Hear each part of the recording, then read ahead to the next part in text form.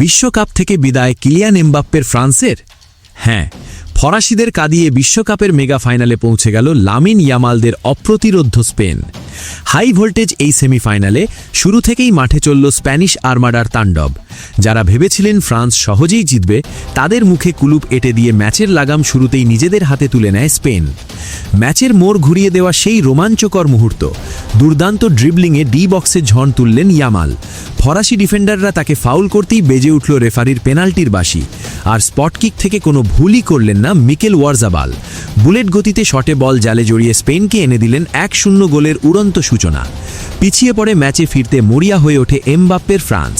একের পর এক আক্রমণ চালালেও স্পেনের দেয়ালসম রক্ষণভাগের সামনে তা খড়কুটোর মতো ভেসে যায়। উল্টো পাল্টা আক্রমণে ম্যাচের 57 মিনিটে দ্বিতীয় গোল করে ফ্রান্সের কফিনে শেষ পেরেকটি ঠুকে দেয় স্পেন। ব্যবধান দ্বিগুণ হতেই ম্যাচ পুরোপুরি চলে যায় স্প্যানিশদের নিয়ন্ত্রণে।